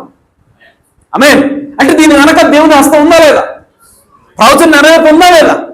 హల్లెలూయా. అలాగే ఇంకొక కమ్యూనిస్ట్ దేశం ఉంది, చైనా. ఎప్పుడైతే ఈ జో బైడెన్ రోమన్ క్యాథలిక్ సంఘానికి ప్రెసిడెంట్ అయినట్టు, రోమన్ క్యాథలిక్ సంఘానికి చెందిన ప్రెసిడెంట్ ఎప్పుడైతే అమెరికా పీఠం ఎక్కాడో వెంటనే చైనా కూడా, మరో కమ్యూనిస్ట్ దేశం చైనా కూడా వెంటనే తైవాన్ మీదకి వెళ్తుంది. పక్క దేశము తైవాన్ ఉంది, చిన్న దేశం, దాని మీద యుద్ధం చేస్తుంది ఇది. హల్లెలూయా. సో ఎందుకు రేగుతూ ఉన్నాయి? ఎప్పుడు రోమన్ క్యాథలిక్ ప్రెసిడెంట్ రాగానే. హల్లెలూయా. మీరు చూడండి, రాజుకి సంఘటనలకి సంబంధం ఉంటుంది. హల్లెలూయా. సో బైబిల్ మీద చూడండి, ఫలానా రాజు ఏలుబడి చేయటం ప్రారంభించిన 10వ సంవత్సరాన ఫలానా సంఘటన జరిగింది. ఆమేన్. బైబిల్లో రాయబడుతుంది ఆ విధంగా. ఆమేన్. సో కోరేషు ఏలుబడి ఫలానా సంవత్సరంలో. ఆమేన్. సో యెరూషలేము పట్టణం పునాదులు వేయబడ్డాయి. ఆమేన్. సో అంటే బైబిల్ ప్రవచనానికి అలాగే అక్కడ ఉన్నటువంటి దేశాల యొక్క రాజులకి మధ్య సంబంధం ఉంటా ఉంది. హల్లెలూయా. సో ఎందుకనంటే అది బైబిల్ యొక్క నెరవేరే విధానమైనది. హల్లెలూయా. సో ఆయన ఎక్కడో ఆయన ప్రెసిడెంట్ అయితే ఈయనకేంటి సంబంధం అంటే దెర్ ఈస్ ఏ కనెక్షన్. అక్కడ ఒక లింక్ ఉంటుంది. ఈ ప్రవచనంలో చూస్తే మనకు అర్థమవుతుంది, బైబిల్లో చూస్తే మనకి అర్థమవుతుంది. ఆమేన్. సో కాబట్టి ప్రియ సోదర సోదరా, ఇక్కడ అమెరికా గొర్రెపిల్ల కొమ్ములు ఉన్నటువంటి జంతువు ఎవరంటే అది అమెరికా అయినది. సో అమెరికాని కూడా నాశనం చేసేది ఎవరంటే రష్యా. దాని మీద అణువం వేసి నాశనం చేసేది ఎవరంటే రష్యా అన్నది. సో అది ఎప్పుడు జరుగుతుంది అంటే ఈ అర్మగిద్దెను యుద్ధం సమయంలోనే జరుగుతుంది. ఆమేన్. సో కాబట్టి ప్రియ సోదరి సోదరు, ఇవన్నీ కూడా ఇప్పుడు నెరవేరటం మనం చూస్తాం. ఇవన్నీ కూడా ప్రవచనాలు మన కళ్ళ ముందు నెరవేరుతా ఉన్నాయి. ఈ రోజుల్లో, ఈ కాలంలో కొన్ని వందల సంవత్సరాల క్రితం చెప్పబడినటువంటి ఈ ప్రవచనాలు, ఆమేన్, కొన్ని వేల సంవత్సరాల క్రితం చెప్పబడినటువంటి ఈ ప్రవచనాలు ఇప్పుడు మన వినికిలో మన కళ్ళ ముందు నెరవేరటం మనం చూస్తూ ఉన్నాం. ఆమేన్. సో దీన్ని బట్టి మనం దేవుడు ఎంత గొప్ప దేవుడు మనం ఆలోచించాలా. ఆమేన్. సో ఆయన ఒక మాట ఇచ్చి దాన్ని నెరవేర్చడానికి ఆయన శక్తి కలిగిన దేవుడే అన్నాడు. హల్లెలూయా. సో కాబట్టి దేవుడు ఒక మాట సెలవిస్తే అది జరగకుండా ఉండడానికి అవకాశమే లేదు. భూమి ఆకాశంలో గతించును కానీ నా మాటల్లో సున్నైనను పుల్లైనను తప్పిపోదు. హల్లెలూయా. సో కాబట్టి దేవుని ప్రవచనం ఎప్పుడు కూడా అది నెరవేరి తీరుతుంది. హల్లెలూయా. సో కాబట్టి ప్రియ సోదరి సోదరులారా, ఇవన్నీ కూడా నెరవేరడం మనము చూస్తూ ఉన్నాం. అలాగే మనం మొదట్లో చదువుకున్నాం దానియేలు 7వ అధ్యాయంలో, ఆమేన్, ఏదైతే దర్శనం చూస్తా ఉన్నాడో అదే దర్శనం ఈ ప్రకటన 13వ అధ్యాయంలో యోహాను చూస్తూ ఉన్నాడు. ఆమేన్. అంటే దానియేలు 7వ అధ్యాయము అలాగే ప్రకటన 13వ అధ్యాయము రెండు ఒకటే, రెండు ఒకదాన్నే చూపిస్తున్నాయి. ఆమేన్. ఒకసారి చూద్దామా? దానియేలు 7వ అధ్యాయం ఒకసారి తీయండి.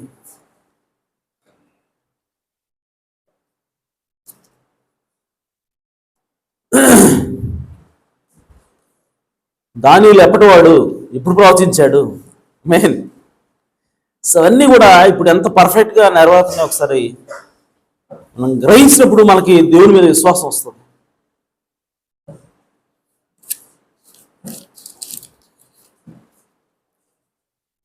దానియేలు 7వ అధ్యాయము.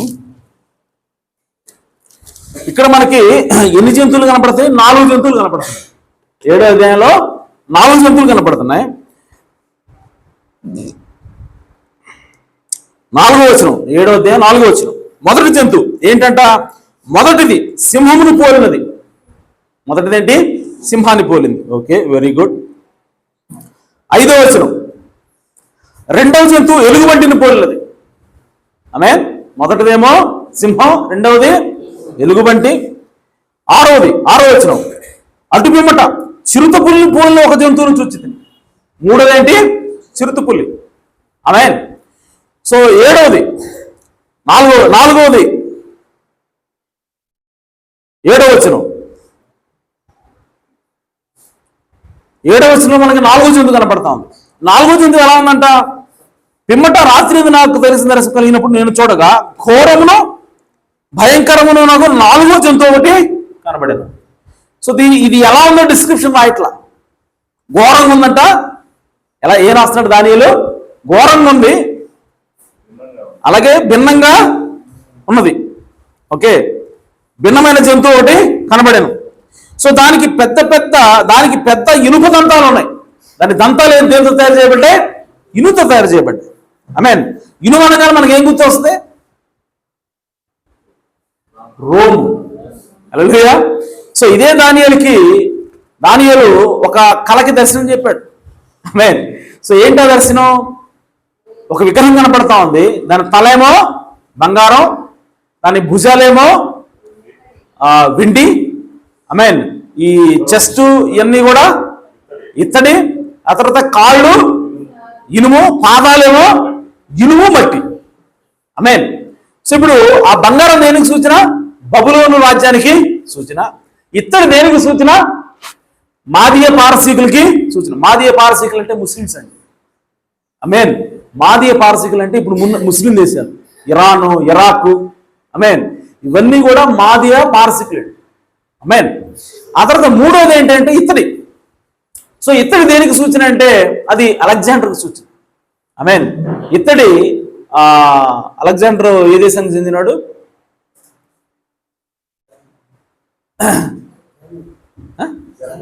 జర్మనీ, అదే గ్రీకు.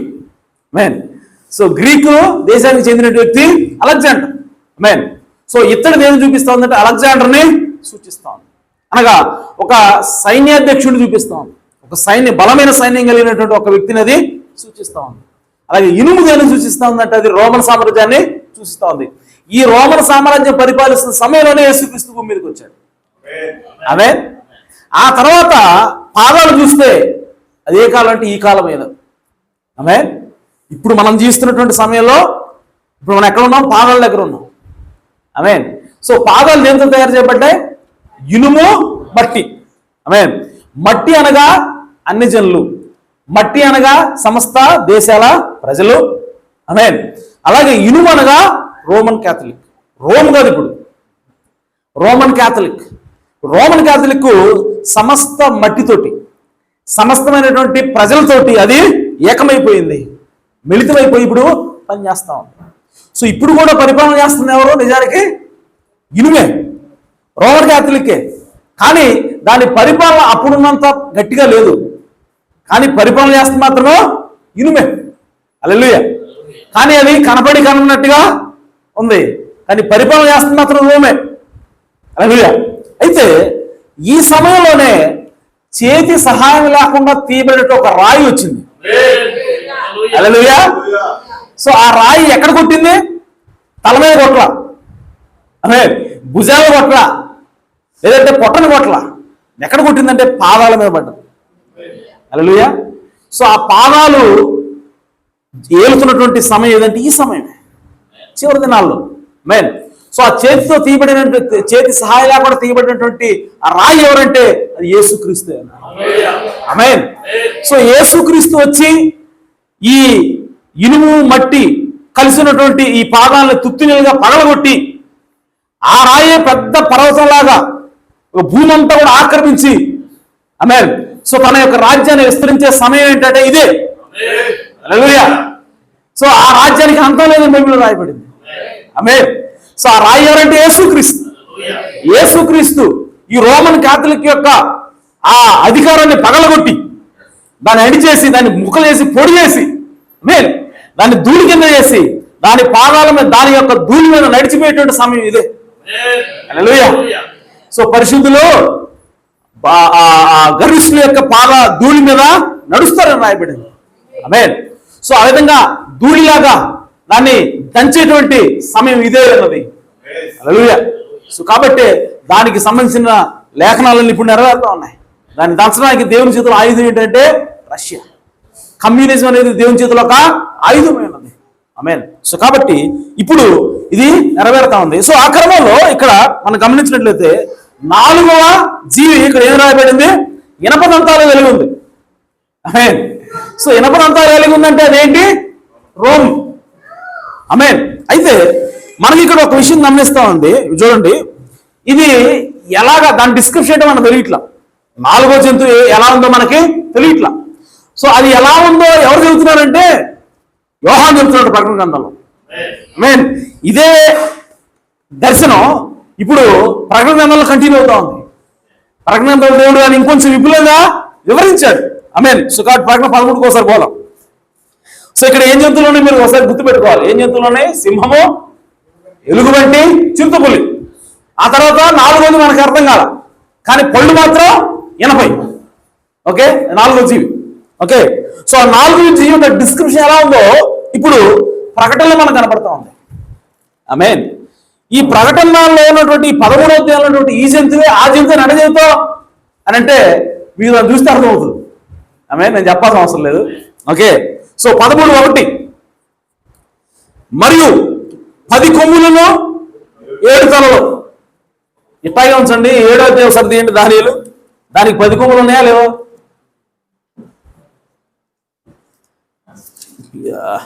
పెన్నుంటే రాస్తుండేవాడిని. ఓకే, సో 7వ అధ్యాయము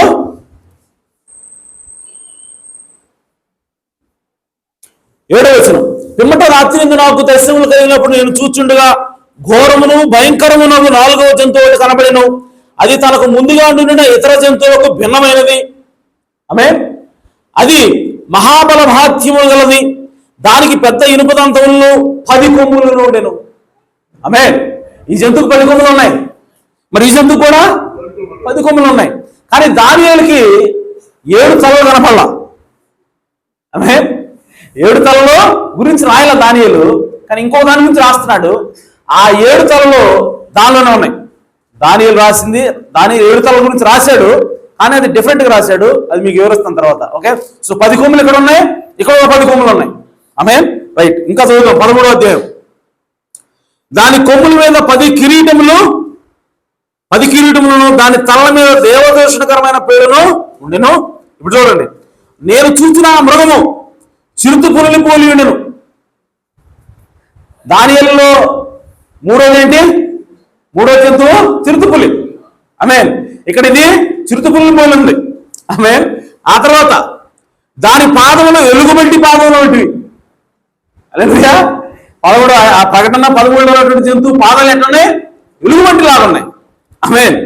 దాని నోరు సింహం నోరు వంటిది. ఆమేన్.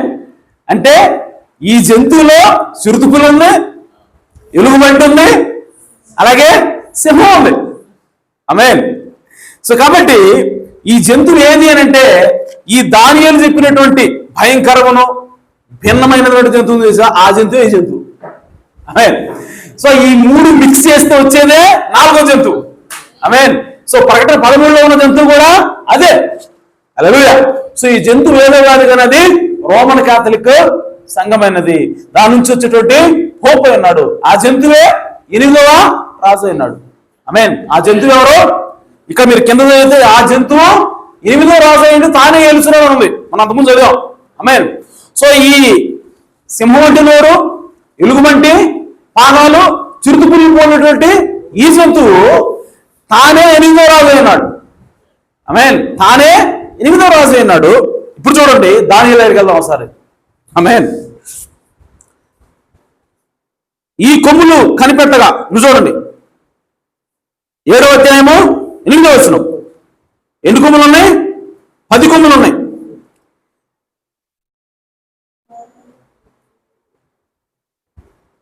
ఎనిమిదవ వచనం. నేను ఈ కొమ్ములను కనిపెట్టగా ఒక చిన్న కొమ్ము వాటి మధ్యన లేచెను. దానికి స్థలం ఇచ్చుటకై ఆ కొమ్ములలో 3 కొరికివేయబడినవి. మీకు అర్థమయ్యేలా చెప్తాను. మొత్తం ఎన్ని కొమ్ములు ఉన్నాయి అంటే ఈ 10 కొమ్ముల తర్వాత వచ్చేటువంటి ఆ చిన్న కొమ్ముకి ఓకే ఈ ప్రకటనలో కనబడేటువంటి ఆ మృగమునికి సంబంధం ఉంది. నేనేం చెప్తున్నానంటే దానియేలు చూసినటువంటి 10 కొమ్ముల తర్వాత వచ్చే ఒక చిన్న కొమ్ము ఈక్వల్ టు ఈ ప్రకటన 13లో ఉన్నటువంటి జంతువు. రెండు ఒకటే. ఆ కొమ్ము ఆ జంతువు రెండు ఒకటే. ఓకే, ఇది నేను చెప్తున్నాను. అది అలాగే ఇప్పుడు వివరిస్తాం మీకు.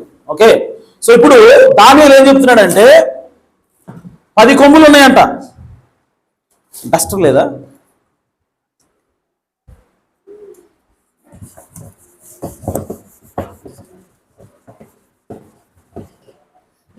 మీరు చదవండి, నాకు సహాయం చేయండి. సో ఎన్ని కొమ్ములు ఉన్నాయి?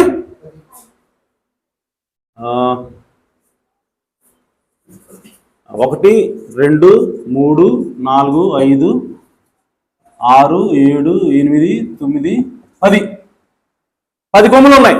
ఓకే, ఇప్పుడు తర్వాత చదువు. మేక 8వ వచనం. దానియేలు 7వ అధ్యాయం 8వ వచనం. నేను ఈ కొమ్ములు అంటే ఈ 10 కొమ్ములు ఒకసారి గమనిస్తాడు అన్నమాట దానియేలు. కనిపెట్టగా ఒక చిన్న కొమ్ము వాటి మధ్యన లేచును, దానికి స్థలం ఇచ్చుటకై ఆ కొమ్ములలో 3 లేచిపోయినాయి అంట. అదే ఈ 10 కొమ్ముల్లో 3 పోయి వీటి ప్లేస్ లో ఏమొచ్చిందంట? ఒక చిన్న కొమ్ము వచ్చింది. ఆమేన్. సో ఈ చిన్న కొమ్ము ఇప్పుడు ఎన్నో కొమ్ము అవుతుంది? 1 2 3 4 5 6 7 తర్వాత ఈ 3 పోయి 1 ఉందంటే ఇది 8వది. అదేగా. సో నేనేమంటానంటే ఈ 8వ ఇప్పుడు ప్రకటన గ్రంథంలో 13వ అధ్యాయంలో ఏముంది? ఈ ఏడుగురు రాజులు ఉండ్రి. ఆమేన్. సో 5 వెళ్ళిపోయారు. 6వ వాడు రావాల్సి ఉన్నది. 7వ వాడు వచ్చి కొంతకాలం ఉంటాడు. ఆ తర్వాత 8వ వాడు ఉన్నాడు. ఆమేన్. ఈ జంతువే 8వ రాజు అయి పరిపాలన చేస్తుందని బైబిల్లో ఉంది. ఆమేన్. కింద చదివితే ప్రకటన 13లోనే ఆ మాట ఉంటుంది. అంటే ఆ జంతువే 8వ రాజు. అలాగే. సో ఇక్కడ ఆల్రెడీ 7 రాజులు వచ్చారు. ఈ కొమ్మే 8వ రాజు. హల్లెలూయా. సో ఇప్పుడు ఈ కొమ్ము ఆ జంతువు ఈక్వల్. 8వ కొమ్మే ఈ చిన్న కొమ్మే ఆ జంతువు అయినది. ఆమేన్. సో ఎలా చెప్తున్నా అని అంటే ఈ కొమ్ము ఎలా ఉందో డిస్క్రిప్షన్ వివరిస్తున్నాడు దానిలో చదవండి. ఆ కొమ్ము 8వ కొమ్ము ఎట్టుందంట ఒకసారి చదువు. ఈ కొమ్ములకు మానవుల కన్నుల వంటి కన్నులను గర్వముగా మాట్లాడు నోరును ఉండెను. ఆ 8వ రాజుకి నోరు ఒకటి ఇవ్వబడింది. ఆ జంతువుకి ఏమి ఇవ్వబడింది? మనిషిని నోరు ఒకటి ఇవ్వబడింది. దానికి ఆల్రెడీ సింహం నోరు ఉంది. ఆమేన్. కానీ దానికి తర్వాత ఏమివ్వబడింది? మనుషుని నోరు అంటే ఒక నోరు ఇవ్వబడింది. అది డమ్మముగా మాట్లాడుతున్నది, గర్వం మాట్లాడుతుందని ప్రకటనలో కూడా సేమ్ డిస్క్రిప్షన్ దీని గురించి. ఆమేన్. సో అంటే ఈ 8వ కొమ్ము ఏమిటంటే ఒక మనుషులాగా మాట్లాడుతూ ఉంది. అంటే ఒక మనిషి. ఆమేన్. ఇది కొమ్ము కాదు, ఒక మనిషి. అలాగే ఆ జంతువు కూడా ప్రకటన 13 ఏం రాయబడింది? దానికి ఒక నోరు ఇవ్వబడింది, అది డమ్మముగా మాట్లాడుతుంది. సో దేవుని దూషిస్తా ఉందని చెప్పి రాయబడింది. అంటే ఆ జంతువు ఏదో కాదు కానీ ఇప్పుడు మనిషి అయిపోయింది. ఆమేన్. ఎప్పుడైతే నోరు ఇవ్వబడిందో, మనిషి యొక్క నోరు ఇవ్వబడిందో, అదేమైందంటే ఒక మనిషిలాగా మారిపోయింది. అనగా ఆ బీస్ట్ ఏదైతే ఉందో, ఆ 7 రాజులు ఇప్పుడు 8వ వాడైనటువంటి రాజు, ఇప్పుడు ఆ రాజే తానే రాజు అవుతూ ఇప్పుడు 8వ వాడైనటువంటి ఆ మృగం ఏమైందంటే ఇప్పుడు ఒక మనిషిలాగా వెళ్తుంది, అని ఒక పోపు అయిపోయింది. హల్లెలూయా. సో కాబట్టి ఇక్కడ 8వ కొమ్ము, దానియేలులో ఉన్న 8వ కొమ్ము, ప్రకటన 13లో ఉన్నటువంటి ఆ మృగం, ఈ రెండు కూడా ఒకటే. హల్లెలూయా. సో కాబట్టి ప్రియ సోదరి సోదరులారా, ఇవన్నీ కూడా ఏం సూచిస్తా ఉన్నాయనంటే ఆమేన్. సో చివరి దినాల్లో ఆమేన్. సో ఆ మృగానికి ఏ లక్షణాలు ఉంటాయి? ఇటు సింహంలాగా ఉంటుంది, ఎలుగుబంటిలాగా ఉంటుంది, చిరుతుపుల్లాగా ఉంటుంది. ఆమేన్. సో అన్ని లక్షణాలు కలిపి ఒకదానిలో ఉంటేనే రోము. ఆమేన్. అందుకోసమే ఈ 3 కంటే కూడా ఈ 4వది చాలా భయంకరమని బైబిల్ రాయబడింది. ఆమేన్. సో ఎందుకంటే ఈ 3 లక్షణాలు కలిసి 4 ఉన్నాయి. ఆమేన్. కాబట్టి ఇది ఇంకా క్రూరమైంది. ఆమేన్. అయితే ఇక్కడ మీరు ఒక విషయం గమనించాలా. అదేంటనంటే ఈ సోదరి సోదరులారా, మనకి దానియేలు గ్రంథంలో ఏం రాయబడిందనంటే ఆమేన్. ఇప్పుడు దానియేలు అనగా ఈ విగ్రహం ఉంది, ఒకసారి గమనించండి. ఓకే, అయిపోయింది అది. ఓకే, ఇప్పుడు దానియేలు గ్రంథంలో మనకి ఒక విగ్రహం కనబడతా ఉంది. ఆ విగ్రహం బంగారము, వెండి, తర్వాత ఇత్తడి, ఇనుము ఉన్నాయి. ఆమేన్. సో ఈ విగ్రహం అనేది పగలగొట్టబడింది, తుత్తిలు చేయబడింది. ఎవరు దాన్ని తుత్తిలు చేసింది? యేసుక్రీస్తు. హల్లెలూయా. అంటే ఈ 4 లోహాలు కలిసినటువంటి ఆ విగ్రహాన్ని పగలగొట్టింది ఎవరంటే యేసుక్రీస్తు. చివరిలో వచ్చి ఆయన ఈ 4టిని దంచుతున్నాడు. మీరు గమనించారా? ఆమేన్. సో ఇనుమును ఒక్కదాన్నే దంచట్లా, లేదంటే ఇనుము మట్టినే కలిసి దంచట్లా, ఇనుముని దంచాడు. ఆ తర్వాత అన్ని కూడా కింద పడినప్పుడు వాటిని కూడా కలిసి దంచుతున్నాడు. ఆమేన్. అంటే చివరి కాలంలో యేసుక్రీస్తు వచ్చే సమయానికి ఈ వెండి, ఈ బంగారము, ఆమేన్, ఇత్తడి, ఇనుము ఎన్ని కలిసి ఉండేటువంటి ఒక స్థితి ఉంటుంది. దాన్ని యేసు వచ్చి తగ్గొడతాడు. ఆమేన్. అంటే ఈ 3 జంతువులు అనగా సింహము, చిరుతుపులి, ఎలుగుబంటి, ఈ 3 జంతువులు కలిసి ఉండే జంతువు ఒకటి ఉండాలి ఎప్పటికి? యేసు వచ్చే సమయానికి. ఆమేన్. అప్పుడు యేసు వచ్చి 3 కలిసి ఉన్నటువంటి ఒక జంతువుని కొట్టినప్పుడు 3 కొట్టేట్టే. హల్లెలూయా. సో ఇది యేసు ప్రభు చేయబోతా ఉన్నాడు. అయితే మనకి మాదిరిలో కూడా పాత నిబంధనలో కూడా ఎందుకు జరుగుతూ ఉంది? దావీదు, యేసుక్రీస్తు ఎవరంటే దావీదు కుమారుడు అన్నాడు. ఆమేన్. దావీదు, యేసుక్రీస్తు ఎవరంటే దావీదు ఏ విధంగా రాజు అన్నాడో యేసుక్రీస్తు కూడా రాజు అన్నాడు. సో దావీదులో ఏం జరుగుతా ఉందో యేసుక్రీస్తులో కూడా అదే జరుగుతూ ఉంది. ఆమేన్. ఇప్పుడు దావీదులో మనం చూసాం, యేసుక్రీస్తు మనం చూసాం. యేసుక్రీస్తు ఏం చూసాం? ఈ చివరి దినాలైనటువంటి రోమన్ క్యాథలిక్ లో, రోమ్లో అన్ని ఉన్నాయి. బబులోన్ ఉంది, ఆమేన్, గ్రీకు దేశం ఉంది, మాదీయ పారసీకులు ఉన్నారు, వీళ్ళందరూ కలిసి ఉన్నారు. కలిసి ఉన్న వాటిని యేసు వచ్చి కొడుతున్నాడు. ఆమేన్. మరి ఆయనకి సాదృశ్యంగా, లేదంటే ఆయనకి టైప్గా ఉన్నటువంటి దావీదులో కూడా నెరవేరాలి కదా. హల్లెలూయా. ప్రమోషన్ వెళ్తున్నాను నేను. ఆమేన్. సో దావీదు కూడా, ఆమేన్, ఇప్పుడు చూడండి, దావీదు సింహాన్ని చంపాడు. ఆమేన్. దావీదు ఎలుగుబంటిని చంపాడు. ఆమేన్. అలాగే దావీదు మిలిటరీ మ్యాన్, సైన్యాధ్యక్షుడు, సైన్యం ప్రకారంగా యుద్ధ రీతిలో నైపుణ్యం కలిగినటువంటి ఆమేన్, అలెగ్జాండర్ లాంటి ఆమేన్ గొల్లియాతుని చంపాడు. హల్లెలూయా. సో దావీదు ఏం చేశాడు? యేసుక్రీస్తు వాడే చేస్తున్నాడు. ఆమేన్.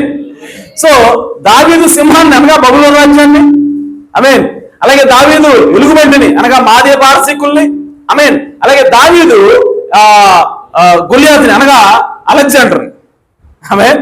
సో గొల్లియాతుని అందరినీ కూడా చంపినట్టుగా యేసుక్రీస్తు కూడా ఇప్పుడు ఏం చేస్తున్నాడు? వాళ్ళందరినీ కూడా కొడుతున్నాడు.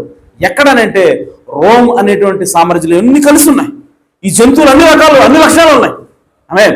సో కాబట్టి ఈ జంతువులు కొట్టితే అటన్నింటినీ కొట్టినట్టే. ఆమేన్. సో కాబట్టి ఈ సోదరి సోదరులారా, ఈ హర్మగిద్దోను యుద్ధంలో మనందరం కూడా యేసుక్రీస్తుతో పాటు పోరాడి ఈ 4వ జంతువు అయినటువంటి ఆ ఎలుగుబంటిని, ఆ సింహాన్ని, ఆమేన్, ఆ చిరుతపుల్ని, వీటన్నిటిని కూడా మనము నాశనం చేయడానికి దేవుడు మనందరినీ కూడా సమకూరుస్తూ ఉన్నాడు. ఆమేన్. సో కాబట్టి ప్రియ సోదరి సోదరులారా, ఇవన్నీ ఏదో పిట్టకథలు కాదు. ఆమేన్. ఇవన్నీ పుక్కిటి పురాణాలు కాదు, కల్పన కథలు కావు. ఇవన్నీ కొన్ని వందల సంవత్సరాల క్రితమే దేవుడు రాసి ముద్రించాడు వాటిని. దానియేలు ఏమన్నాడు? రాయి, కానీ వాటిని వివరించబాకు. ఆమేన్. వివరించే కాలం ఒకటి ఉంది. సో అది ఎందుకు అన్నాడు ఆ మాట అని అంటే, ప్రియ సోదరి సోదరులారా, దానియేలుకి రాసిన దానియేలుకి వివరించమని కూడా ఆయన ఎవరైనా ఇచ్చేస్తుంటే అప్పుడే, ఆమేన్, మనకి ఈ రోజు నేను చదువుతున్నప్పుడు విశ్వాసం వచ్చేది కాదు. ఆమేన్. కానీ అప్పుడు ముద్రేశాడు కాబట్టి ఇప్పుడు ఓపెన్ చేస్తున్నప్పుడు ఊరి ఎన్ని జరిగిపోయా. ఆమేన్. మనకి ఏమనిపిస్తుంది ఇప్పుడు? అమ్మా, ఎన్ని అక్షరాల దేవుడు ఏ విధంగా అయితే చెప్పాడో ఆ విధంగా జరిగింది అని మనము అర్థం చేసుకుంటున్నాం. కాబట్టి ఇప్పుడు మనకు విశ్వాసం వస్తుంది. దేవుడు ఏది చెప్పినా సరే సత్యమే, దేవుడు సత్యవంతుడే అన్నాడు, దేవుడు మాట సత్యమైనదని మనకి ఇప్పుడు నమ్మకం వస్తా ఉన్నది. ఒకవేళ దానియేలు దగ్గర అన్ని రాశాడు అనుకో, ఇప్పుడు రాశాడు అనుకో, ఓకే. సో రాసినప్పుడు అవన్నీ జరిగినా కూడా ఇప్పుడు సాతాను వచ్చి ఏమంటాడంటే బైబిల్లో ఉన్నాయి కాబట్టి, ఆమేన్, సో అట్టాగే చరిత్ర మీరు రాశారంటది. ఆవిడ వచ్చేమంటాడు, చరిత్రలో జరగకపోయినా బైబిల్ని ఫాలో అయ్యి నువ్వు రాసావు చరిత్ర అంటాడు. ఆమేన్. కానీ ఆ అవకాశం రాకుండా దేవుడు ఏం చేసిన, ఆయన ముద్రేమని చెప్పాడు. ఆమేన్. జరిగిన తర్వాత ఇప్పుడు చివరిలో వచ్చి ఇదిగో నేను అలా చెప్పానా, ఇది ఇక్కడ జరిగింది చూపిస్తాను దేవుడు. హల్లెలూయా.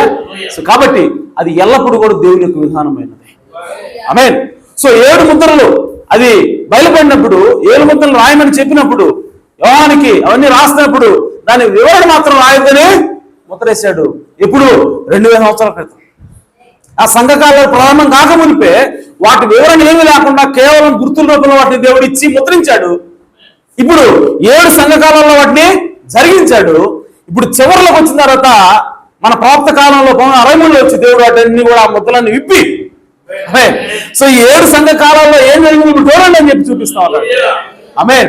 సో ఎగ్జాక్ట్ గా ప్రకటనలో ఏదైతే రాయబడిందో సంఘకాలంలో అవన్నీ నెరవేరడం మనం చూసినప్పుడు ఈ ముద్ర ద్వారా మనకేమొస్తా ఉందంటే ఎత్తబడే విశ్వాసం వస్తా ఉన్నది. హల్లెలూయా. సో యేసుక్రీస్తుని కలుసుకోవడానికి మనకి విశ్వాసం వస్తా ఉన్నది. సో కాబట్టి అందుకోసం ప్రవక్త అన్నాడు, ఈ ముద్రలు ఏం చేస్తాయంటే పెళ్లి కుమారుడికి ఎత్తబడే విశ్వాసాన్ని ఇస్తాయి. వధువు ఎత్తబడి మధ్యాకాశంలో యేసుక్రీస్తుని కలుసుకోవడానికి కావాల్సినటువంటి ఆ విశ్వాసాన్ని ఇచ్చేదే ఈ ముద్రలైన నేను ప్రవక్త. హల్లెలూయా. సో ఈ రోజు ప్రకటన గ్రంథం, దానియేలు, ఇవన్నీ కూడా మనం ఏదో మంచిగా అయినట్టుగా ఈరోజు మాట్లాడగలుగుతున్నాం అంటే, వాటిలో విషయాలని మనం తీసి ఎక్స్ప్లెయిన్ చేయగలుగుతున్నాం అంటే దానికి కారణం ఏంటంటే ముద్రలు తెరవబడ్డాయి. హల్లెలూయా. సో ప్రవక్త అన్నాడు, ఈ ముద్రలు తెరవబడిన తర్వాత ఈ బైబిల్ నాకు కొత్తగా కనపడతా ఉంది అన్నాడు ప్రవక్త. Hallelujah. So this Bible becomes new book after opening of the seals అన్నాడు ప్రవక్త. సో కాబట్టి ప్రియ సోదరి సోదరులారా, పెళ్లి కుమార్తెకు ఇవన్నీ కూడా అర్థమవుతా ఉంటాయి. అర్థమైనప్పుడు మనకి విశ్వాసం వస్తుంది, దేవుడు మనకి ఎత్తబడే విశ్వాసాన్ని ఇస్తాడు. సో కాబట్టి ఇవన్నీ కూడా మనం గమనిద్దాం. సో ఇవన్నీ కూడా పుక్కిటి పురాణాలు కాదు, కల్పిత కథలు ఎంత మాత్రం కూడా కాదు. ఇవన్నీ కూడా దేవుడి మాటలు ఉన్నాయి. దేవుడే స్వయంగా రాసి వాటిని నెరవేరుస్తున్నాడు. కాబట్టి ఆయన చెప్పిన ప్రతి ప్రవచనం కూడా నెరవేరటప్పుడు మనం చూస్తున్నాం. సో కాబట్టి మనం దేవుడికి నమ్మకంగా ఉందాం, దేవుడి వాక్యం ప్రకారం జీవిద్దాం. ఆయన నమ్మకస్తుడు కనుక దేవుడు ఖచ్చితంగా మనల్ని పరలోకానికి తీసుకెళ్తాడు. దేవుడు ఈ మాటలు మన వీళ్ళు దీవించును గాక. ఆమేన్. దేవుడు సమృద్ధిగా ఆశీర్వదించును గాక.